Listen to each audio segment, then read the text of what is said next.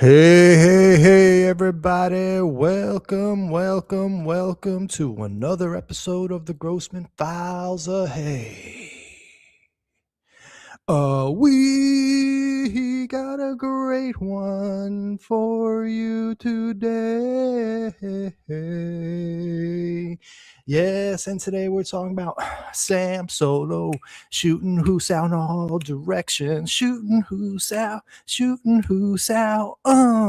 Sam Solo shooting shit in all directions, say shooting who's out.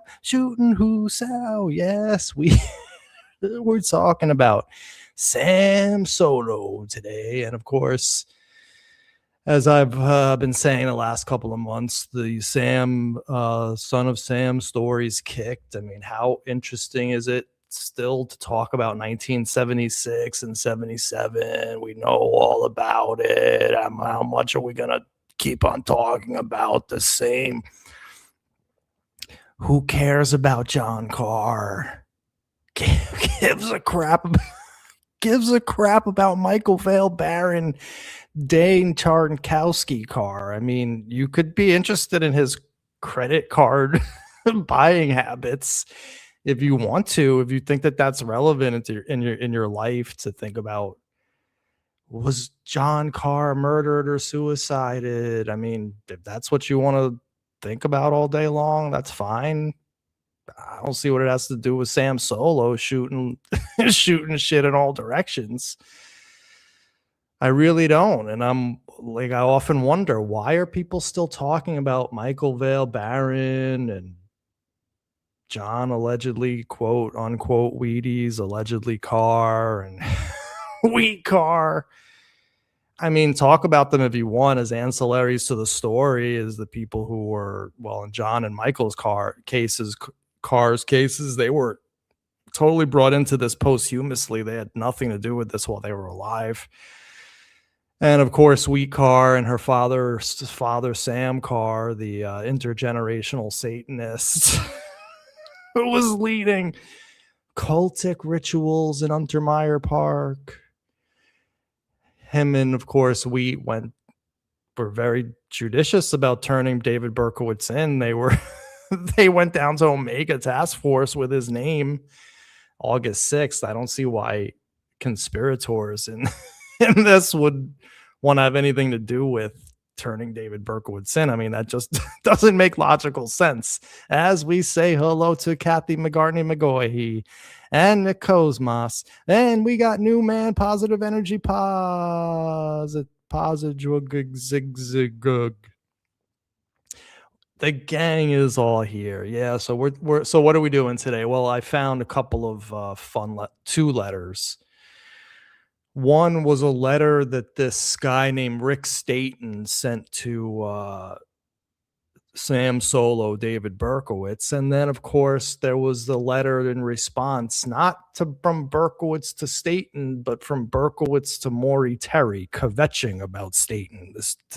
This Berkowitz loves drama. The dude's like a little troublemaker. He's like a little imp. He just loves drama and pitting this person against that person and talking bad about that person, yet having dealings with that person. And I wonder how much of that is going on today. I mean, let's think about the people in his life today. I mean, he's got a ton of these idiotic alleged Christians. I mean, they might be devout Christians for all I know. I mean, I know nothing about that world. We are going to talk about, getting back to our topic, we are going to talk about Rick Staton and what he had to say about old Donnie Dickerman. And of course, D gets mentioned as well. As we know, Berkowitz's friend D Channel, the insane lunatic Chris Claw of her time. I wonder how much playing off Berkowitz is doing now with the people. He's got Caparelli, he's got Denaro, he's got the phenotypical pedophile looking off his rocker Mike hanging out with him, giving him hugs, looking proud in photographs to be photographed. He's got his arm literally draped around Berkowitz, the very arm that shot people. Quite sick, actually, quite spiritually sick. And we got Chris Claw constantly emailing him. I love you, David. What do you want next for your Amazon wish list? Let me buy it for you. Let me then cause trouble by bullshitting you about Manny, what Manny's saying, and then you say things to me that I probably misreport. And I'm the D channel of the modern era. So Newman has to say, everyone knows Berkowitz was friends with Epstein and the files on him were deleted. Yeah, so we're going to talk about this letter, these two letters that from Rick Staton and then David Berkowitz. But, I'm just not doing this just to have fun and make comedy out of it and hopefully get a chuckle and make you laugh a little bit in the process. I said the process. I'm in it. Was put here by them. No, I hope to educate us about the methods and motivations, the little things behind the scenes that give us insight into the mind of, our protagonist. Disco Dave Sam Solo Berkowitz, the lone shooter and son of Sam. If anyone thinks otherwise now, you're absolutely out of your freaking minds.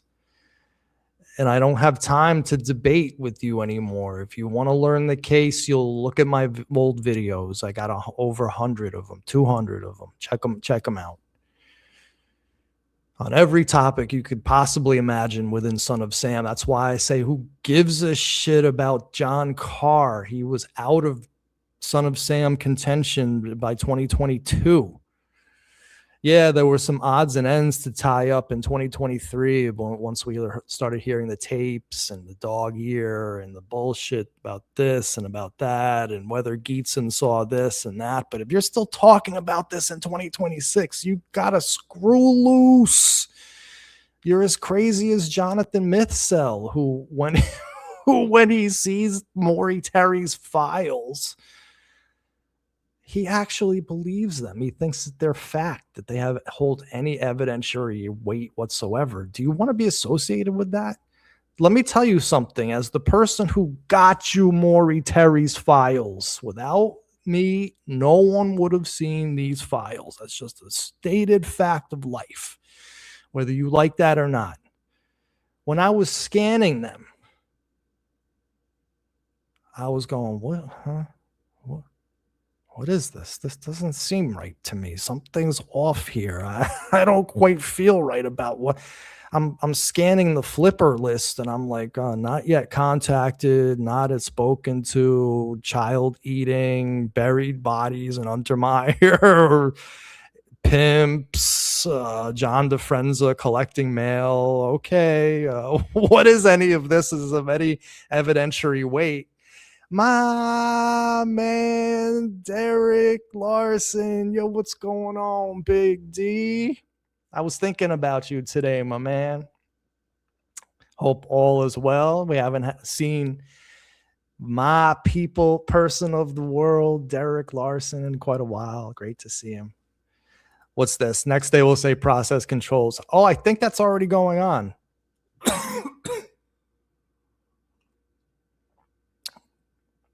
I think that's already happening now, my man, new man.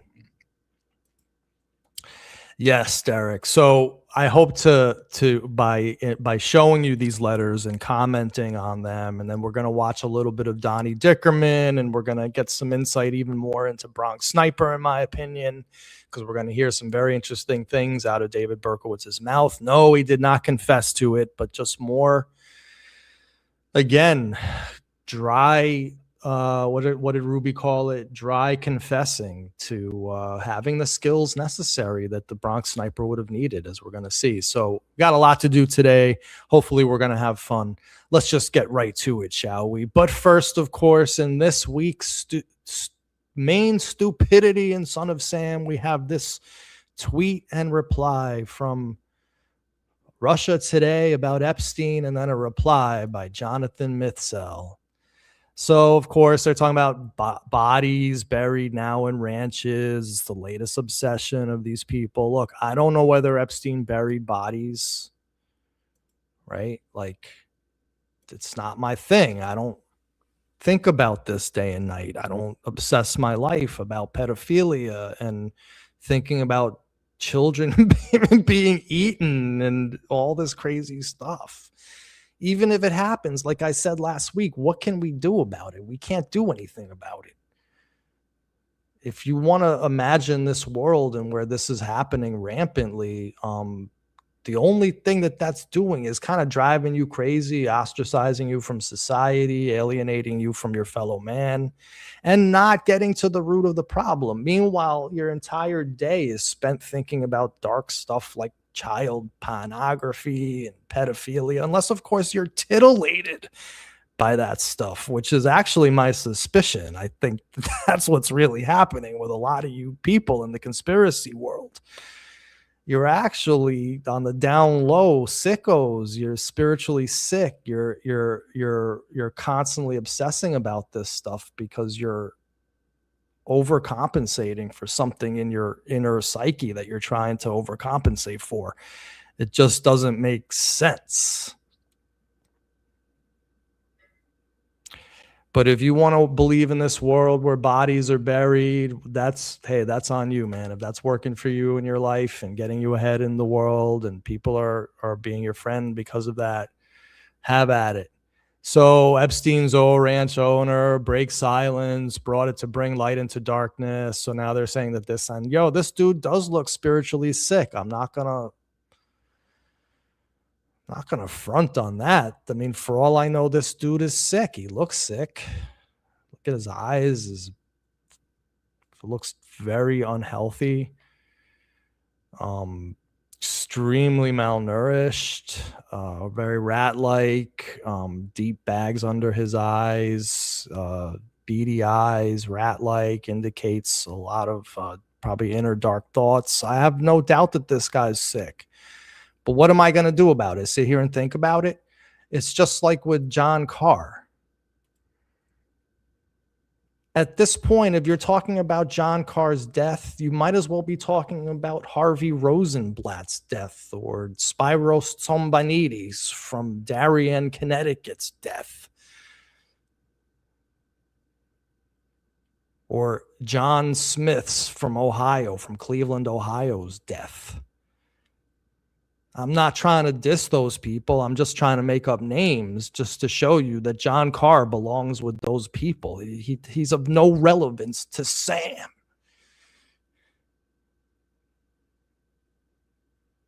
I don't understand the fascination with John Carr. I just don't understand it. Leave these people alone already. My man Spot, TPUSA stands for the process. Thought that was you. Obvious. Yes. Now, dude, there's people who are actually like connecting process to Turning Point to Candace Owens to I mean, who gives a shit about any of this? I mean, all right. Anyway, let's carry on. So this guy is buying the ranch of Epstein where there's bodies. And of course, here's Jonathan Mithsell. Remember when they dialed up Untermeyer Park and Gardens in Yonkers, New York, after all those children were murdered there at ritual sacrifices? Allegedly, of course, even though perpetrator names and burial sites are known. All right, let's go through this. Let's back up through this. First of all, perpetrator names and burial sites are known. According to who? I never heard of any of this being known. Where are you getting this information from that burial sites are known? Dude, you can't bury anything in those woods. If you did, first of all, it would be discovered. This just shows you that a guy like Mithsell's never been to he lives in Alabama. That's not taking anything away from Alabama. I'm sure the state is beautiful, but he's never stepped foot in Yonkers, Untermeyer Park. He doesn't know the first thing from whence he speaks. talking about burial sites confirmed. Why? Because on some piece of paper in Maury Terry's filing cabinet, it says that. Because that's the only proof you have, my friend. If you have anything else, who are all right? So you're saying that these perpetrator names and burial sites are known. Well, dude, if they're known, I want them shown.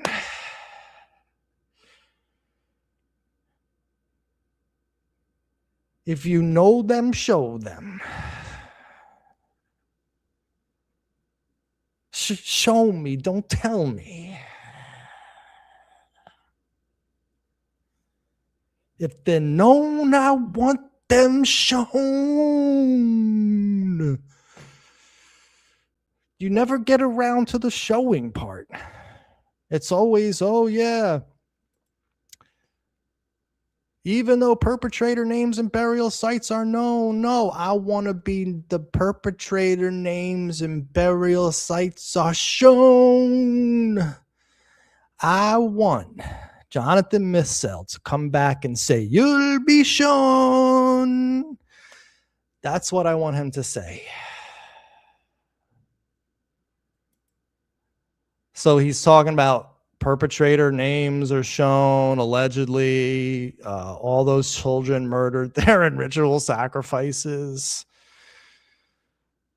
I mean, dude, it made for awesome urban legend growing up. It was amazing, bro.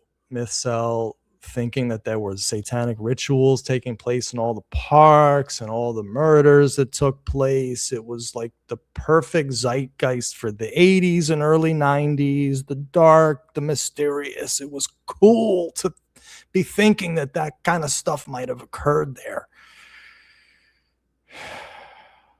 But if you're still talking about this stuff in 2026, you're nuts. Children murdered in ritual, what did he say? Ritual sacrifices in the middle of a city park in the late 70s when that park was filled with people. There was freaking caveman living there as well. Because according to you, these rituals went on well into the 80s. So anyway, and then of course he goes, remember when they dialed up Untermeyer Park? So of course the allegation here, although he doesn't say it, is of course that they dialed up Untermeyer Park in order to cover up the children that were murdered there. And ritual sacrifices. This shit came from your imagination, Mythcell, because I guess Maury Terry, I'm gonna start calling him what like he mainly gets called, Maury. Even Chinati called him Maury. Like, I know this came from Maury, but you guys have embellished on it over the years. I mean, to really crazy levels. But then again, maybe not, because we did see with some of this Brother John craziness, that stuff is CSAM material. What Maury Terry was writing, he's spiritually sick. Maury, he was heavily into writing about children being raped. I mean, let's just face it. I mean, here he had some drunkard, liar, known bullshit artist called Brother John sling him some stories about getting paired in Untermeyer Park as a 13-year-old, blood spilling all over him. And Maury Terry is writing tomes about it. He takes that story and then he freaking writes tomes about it. Who wants to be wallowing this? And then this is a guy that the current morons you want to follow. I thought you guys were against child stuff, all this child stuff that you're obsessed with, but yet you're following a dude who was wallowing it for no apparent reason. I have no idea what any of it had to do with Son of Sam, even if it did exist as a corporeal phenomenon in the real world as presently constituted. I have no clue what the hell you guys are continuing on, bleeding on about this. Remember when they're dolling up alleging conspiracies between Untermeyer Park and murdered ritual children? Dude, you weren't. I was actually there when they were dolling up the park, you dolt. I was climbing on the eagle's nest, and this Karen walks up to me and she says, "Get off." And it was the first time ever in my life that I had been told to get off of something, but something about her body language and demeanor told me, like, this person might be serious. Like, she's talking as if she carries weight. And I asked her, like, who she was. And I'm part of the Untermeyer Conservancy. We're restoring this place, and we can't have you walking on it because it could destroy the property. And it made sense. I didn't give her a hard time. I'm not a vandal. I was just working under the old paradigm of Untermeyer being abandoned. And I was just acting like that. And then all of a sudden, to have this woman come up to me and start talking about get off this and get off that, it was very off-putting to me. So, dude, I was actually there when they were dialing up. And let me tell you, that took place in like 2000, I don't know, 4 or 5, this incident with this Karen. And so you're telling me that they were covering up bodies buried there in the 70s. They were covering it up in the year 2000s, when all those years in between, nobody ever found the bodies. No animal dug up the bodies.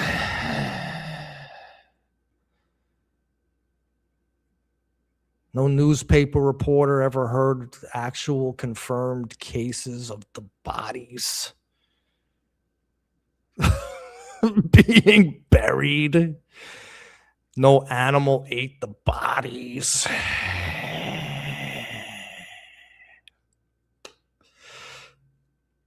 Yeah, they waited 40 years to cover up the graves with new landscaping.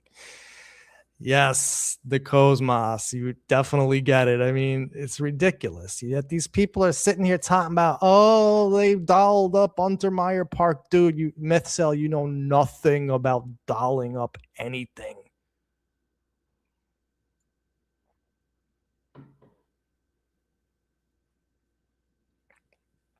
So what did the new man have to say here? If any psychotic evil stuff happened, it happened inside a secluded mansion somewhere, showed us eyes wide shut, not in a park. Yeah, I mean, look, if you want to start thinking about all that stuff, again, we're talking mainly about Little Red Robin Hood. So we're literally discussing like urban myths, fairy tales, fantasies, you know, to each other. But if you want to take it seriously, yeah, I mean, why would they do it in the middle of a park? I mean, I get it.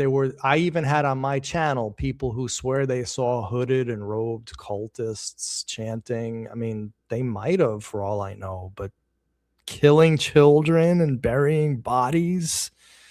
I'm even down with, of course, with the stories of the German shepherds, because that was what people did. Weird fringe people did back in the day. Today it's chickens. You see a lot of in the parks. You see a lot of chickens dead.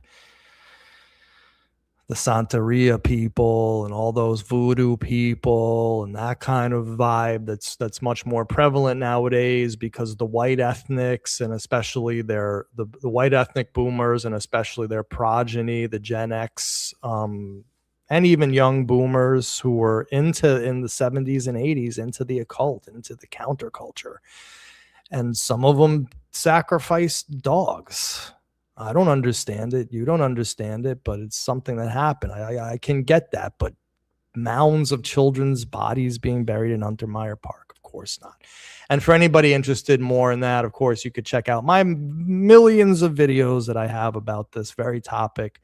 But the main one, of course, is me walking around Untermeyer, in case you've never seen Untermeyer from a satanistic and druidistic perspective. You could watch Sorry Morons. Untermeyer Park had nothing to do with Disco Dave or Son of Sam.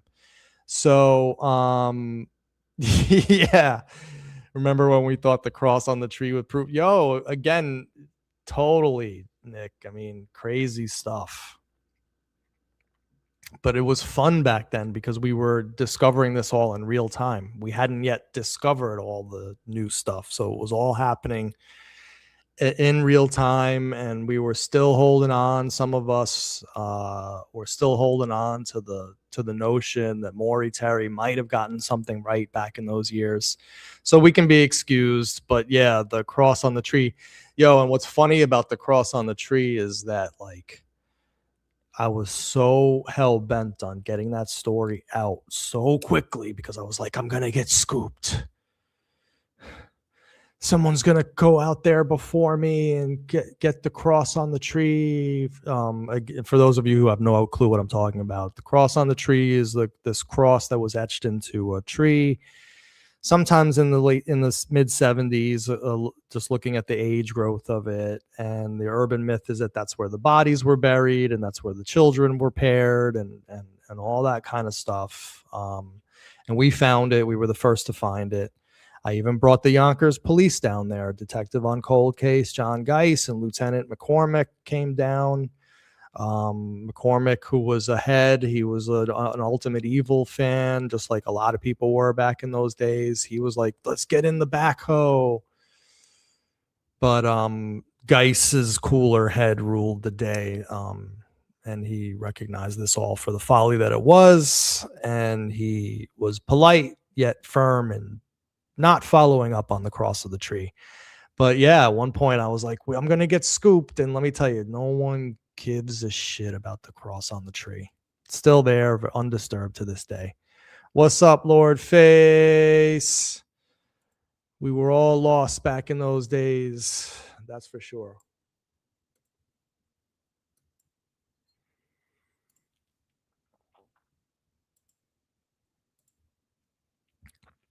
So you got this cat, his name is Rick Staton, and I don't know nothing about him. I have no clue who he is. For all I know, this dude could be a member of the process. I have no clue. I'm not endorsing him. I'm not saying he's good. I'm not saying he's bad. I'm not saying I give a flying F about him or what he does or his beliefs or any of that kind of stuff. All I'm doing today is commenting on this guy who exists in the planet right now on this planet, and his name is Rick Staton, and he's one of the protagonists of today's show.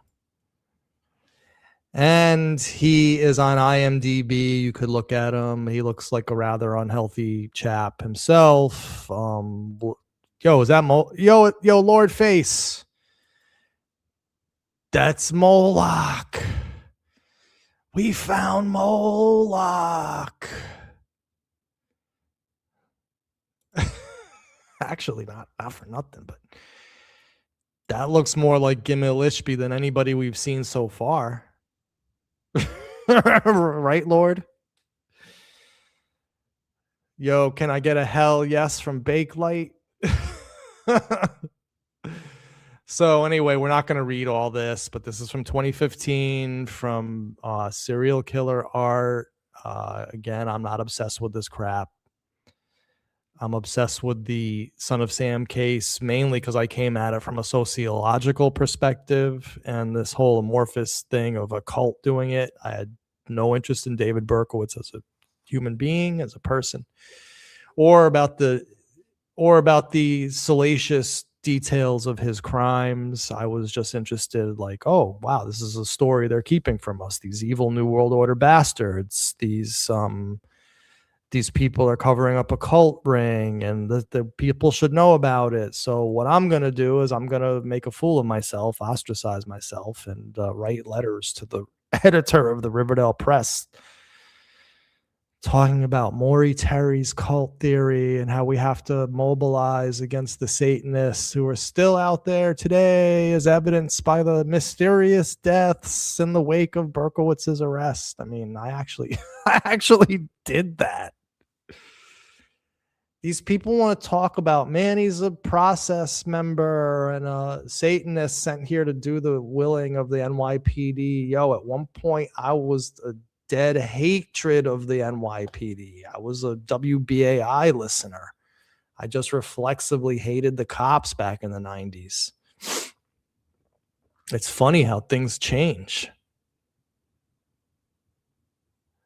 I was all about, yeah, the NYPD, they covered up Son of Sam because Abe Beam's Abe Beam's aide was in it, was involved. So anyway, this guy, Rick Staton, serial killer art.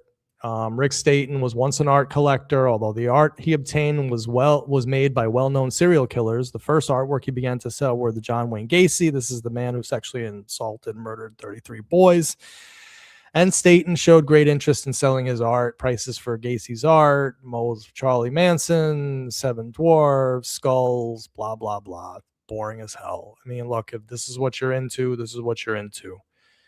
I can't say, you know, like I love collecting guitar pedals. That's my thing. You may have an issue with that. You know, who am I to say, right? So anyway, Rick Staton, he's the man who sends this letter to Berkowitz, and we're going to read it in a second after. But first, we're going to read Berkowitz's reply to it because it's instructive. It actually works better reading them in reverse.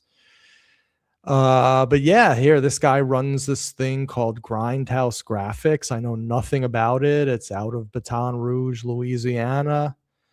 Greetings from Louisiana, the murder capital. I just found this pictures online. Serial killer, fall winter catalog, Grindhouse, and again, there's there's Moloch. Yo, Victoria, it's pretty bad. But the good thing about it is there's a lot of body language analysis. Wait, are you talking about the one on Maury Terry that I was talking about where he has the bad teeth? Or are you talking about the John Wayne Gacy? Because for some reason I started going on a tangent about something and I realized that's not what you're talking about. We got Sam Solo shooting shit in all directions, shooting solo. We got Sam Solo shooting who's out in all directions.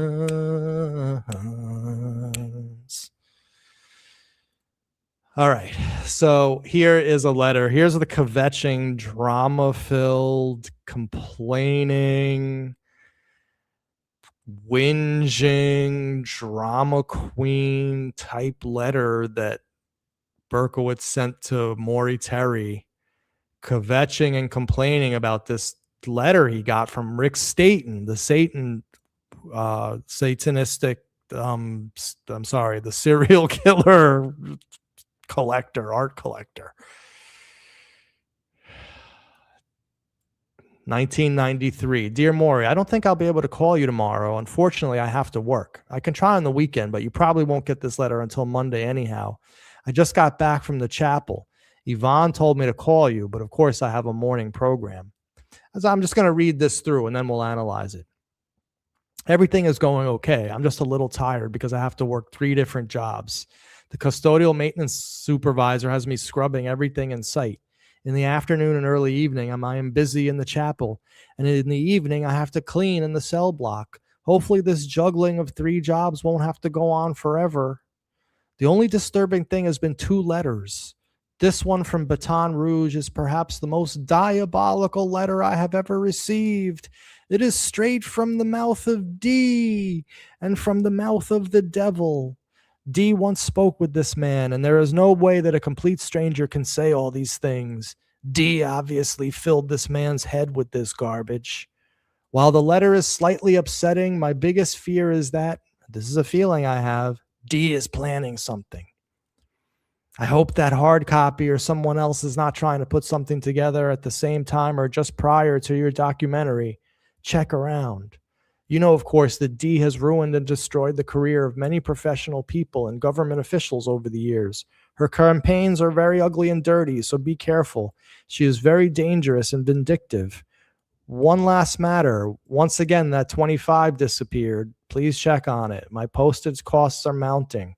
More later, David Berkowitz. Yo, Derek.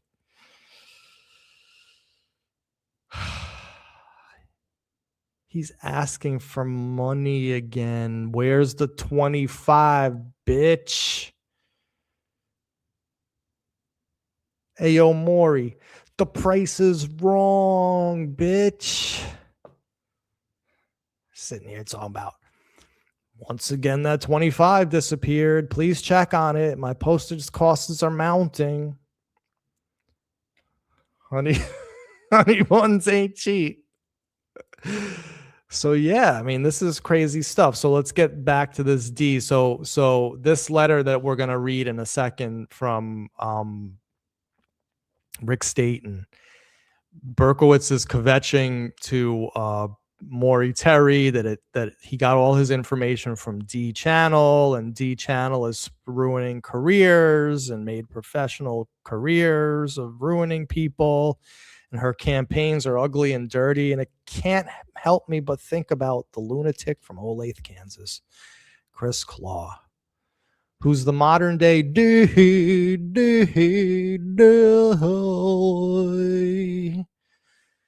She's the modern day D because she's done this kind of crap. She and her friends actually tried to get me sabotaged from Netflix, along with Neo, who somehow or other, I don't know how he got the email of these people. I still wonder how he was put in touch with these people. They sent producer Berlinger freaking emails about me and saying that I'm this and I'm that. And so it's like very similar. And my only crime has been going against Maury Terry and telling the truth about Berkowitz. So it's like the same thing. The D Channel is the modern day Chris Claw. And I just wonder how much intrigue is going on behind the scenes between Berkowitz and Claw, just like there was between Berkowitz and D, because at one point he was talking about, I love you, kid. We're good together. You're my best friend. There is no one else in the world but D. And now he's talking about she's vindictive and she's ruined the career. She's very dangerous. D is filling the man head with garbage. And then he ends up sending the most diabolical letter I've ever received, straight from the mouth of Doy. And then, of course, our prerequisite bitching about having to work at 3 jobs in prison. No mention whatsoever about the people that he killed. He's in prison for killing people, and he should be very happy to be working those jobs. If he's truly sorry, he should be very happy to be atoning by working 3 jobs in prison. I mean, I get it. Like, you don't like your job, you're in prison, but do you have to sit and kvetch to Maury Terry about it? So, of course, this whole thing, again, getting back to motivations and methods and mindsets, I thought that this letter, although entertaining, was highly instructive because this indicates a very codependent relationship between Berkowitz and Maury Terry. I'm going to put the invite link for anybody who might want to call in. Give me a second here, because we don't have that much left. We just have Rick Staton's letter, which is hilarious, to Berkowitz, which we'll read in a minute. But yeah, so Maury and Berkowitz are very close. That right in and of itself discounts all of Maury Terry's work, Mythcell. Just this cozy relationship of hearing about scrubbing everything and D is evil. D was once Maury Terry's friends. They were all buddies. He has his arm around her not too long before or after this. What happened? Why is she friends again when all of a sudden he's pictured with her and Basteri and Nasa? That might have been in the 80s. I'm not quite sure. And then, of course, asking for money. I mean, it's the craziest stuff you ever heard. So let's move on and let's get to this Grindhouse Graphics letter. Looks very much like the transcript of Wheat Car's call with Justice when Wheat brought Justice. So Grindhouse Graphics to David Berkowitz, and just so we know, it's here's with a known piece of mail from Grindhouse.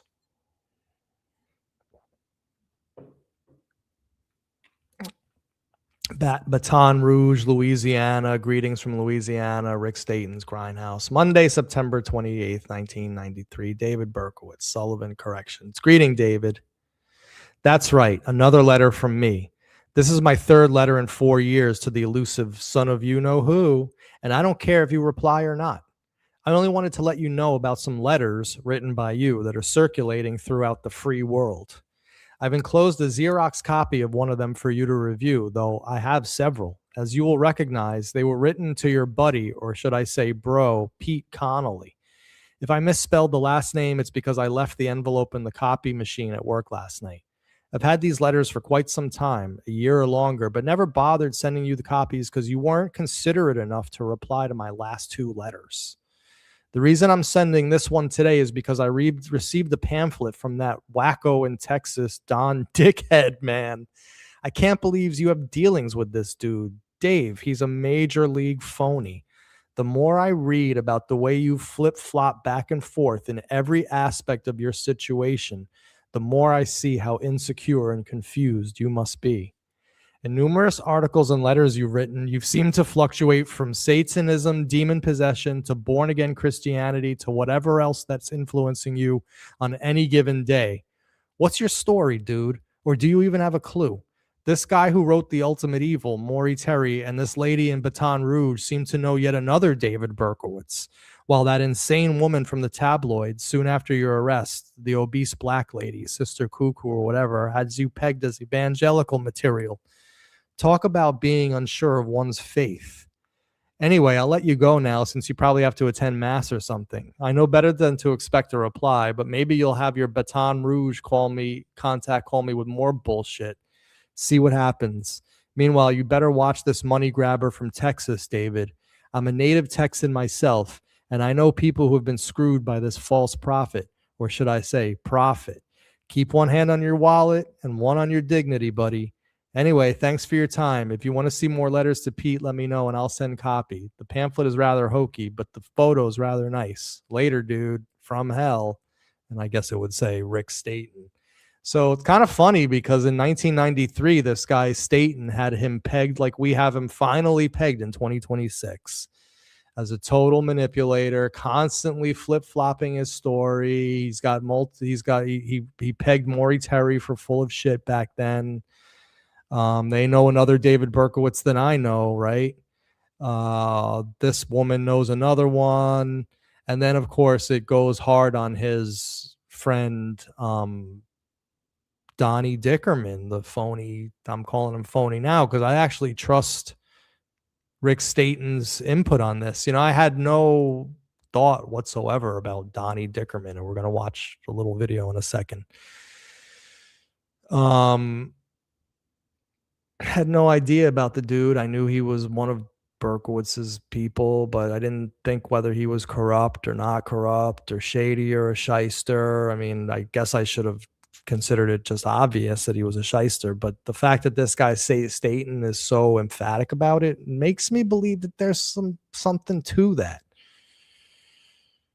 So who knows what this whole deal with Donnie Dickerman and Berkowitz is about. We'll see those two in a second. And I just like the overall snark and tone of this, of someone basically treating Berkowitz as he should be treated. A total amorphous guy who will say anything to anybody just to either to get a buck or to get his highly curated story out there. So on that note, let's actually see a little bit of old Donnie Dickerman, shall we? So this comes from a very recent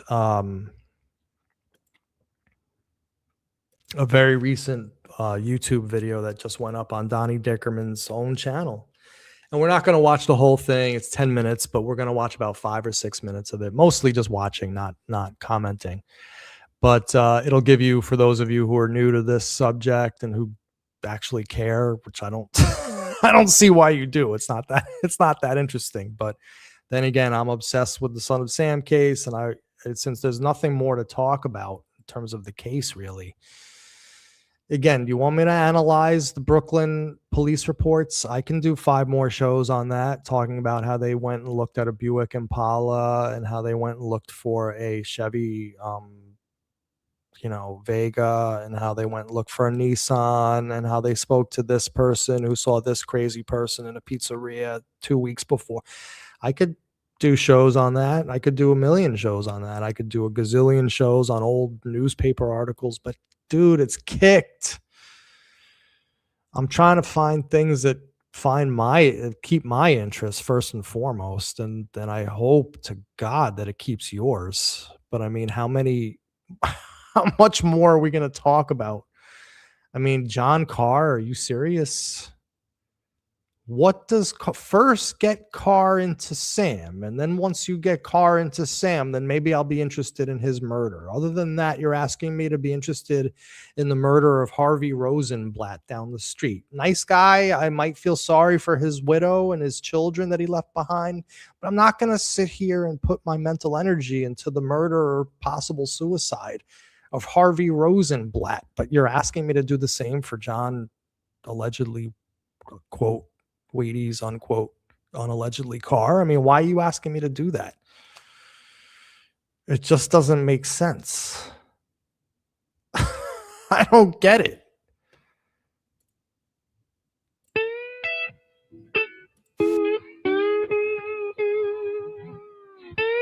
We already got the slide music. You know you're about to be relieved of your wallet.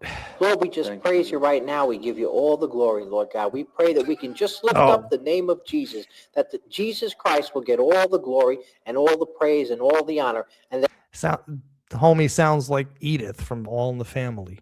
Give me a break. That men might see that Jesus Christ is the answer to all their needs. And we thank you right now, Lord, in Jesus' precious name.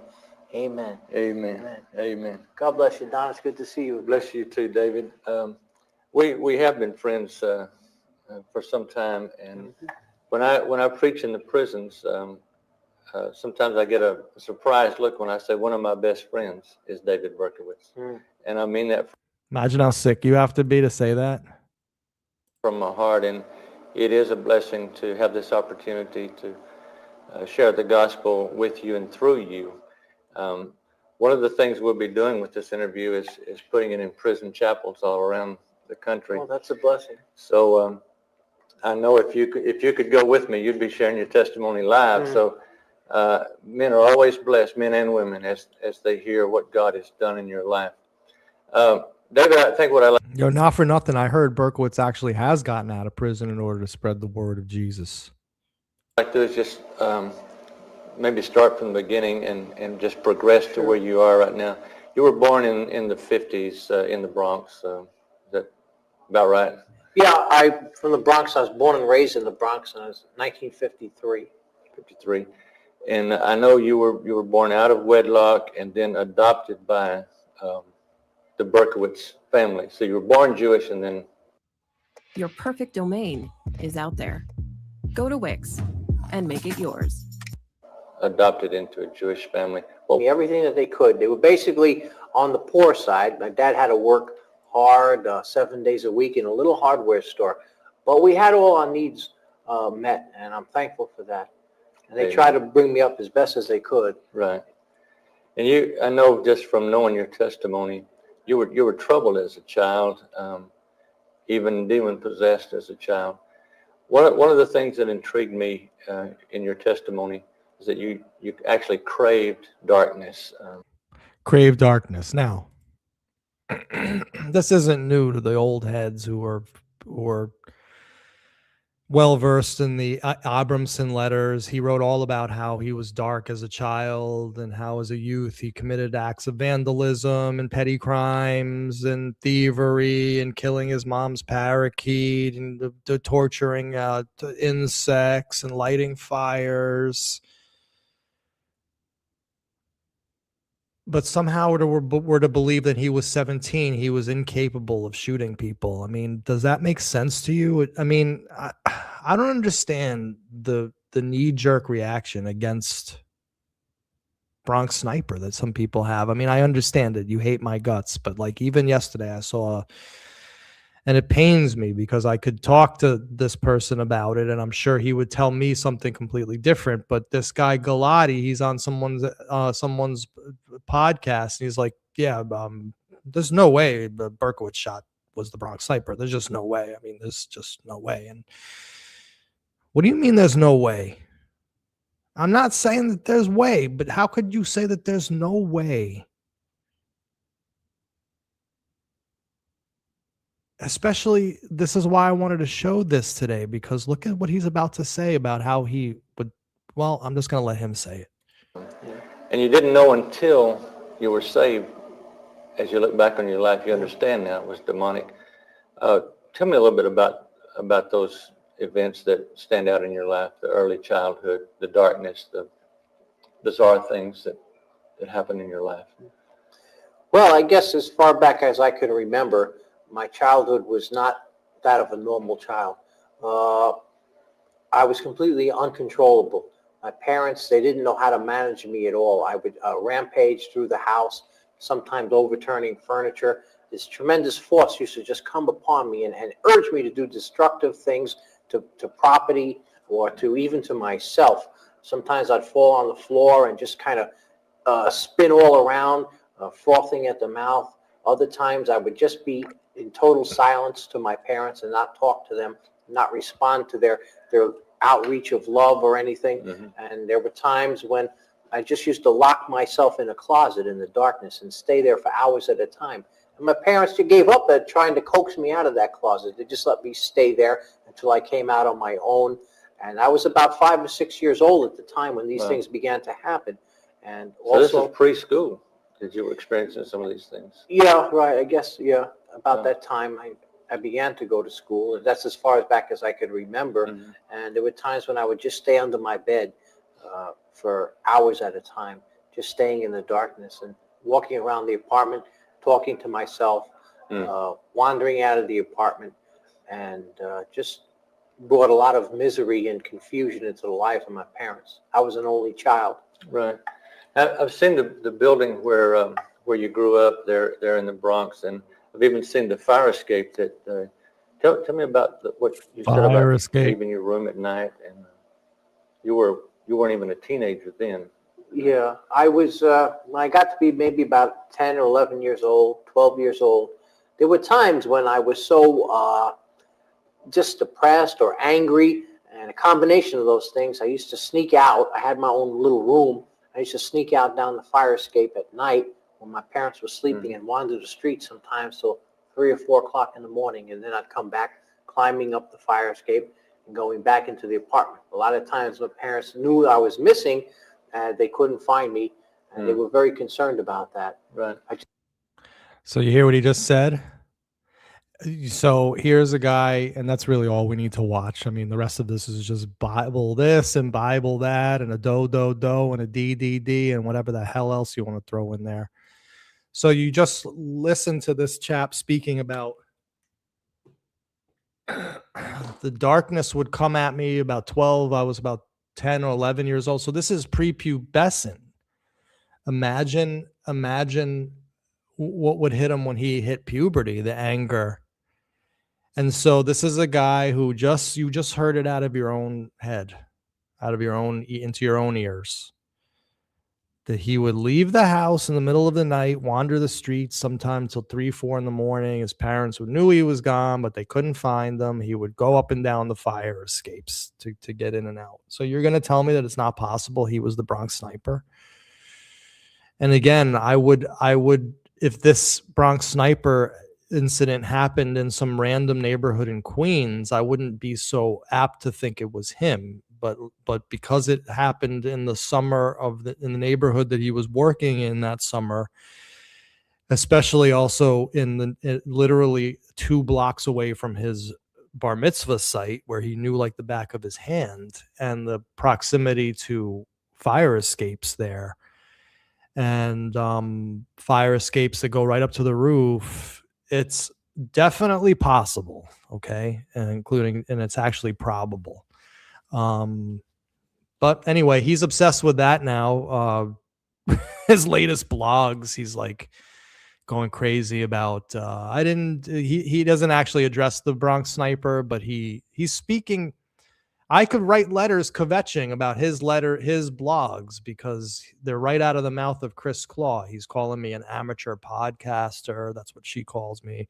So it's crazy how these things, how history just ends up repeating and rhyming, and different players, yet some of the same players and same dynamics going on. It's all very, very strange. So Nick says Galati's very out there. Yeah. I mean, poor guy. He could very well have manufactured a story to fit a timeline, though he's just so narcissistic. No, I believe him 100% here, Victoria. I believe what he's saying is 100% true. This isn't the only place that he said that. The Abramson letters. If you're interested, go back and watch my Psychiatric Sunday series. We talk about all this and his childhood and all this stuff. It's no, what he said. This is why I'm showing it, because we've heard him writing about it, but we've never actually seen him say, especially with the thing with the fire escape. That just bugs me out. It F's me up. I can't get it out of my head. But like I said, I'm not here out on a mission trying to pin every crime on Berkowitz like my critics accuse me of. In fact, I'm not trying to pin any more on him. I'm done with that, because there aren't any other cases that match like Wendy Savino's did, where we had a living witness positively identifying him with a 50-year track record of saying so, in a crime that was the exact same time period, MO, sketch was identical, and so on and so forth. And then, of course, the Berkowitz and the proximity of him to that neighborhood, and also his predilections for being out late at night, disappearing, going up fire escapes, having anger and darkness, and having voices tell him to do bad things and to hurt things and to do bad, stupid things to people and all things, and so on and so forth. So anyway, guys, I think that's basically all I had to show you today. I don't really have anything else to say. We're here in, and again, this doesn't matter to anybody not watching live, but we're about to be hit with another blizzard in the Northeast.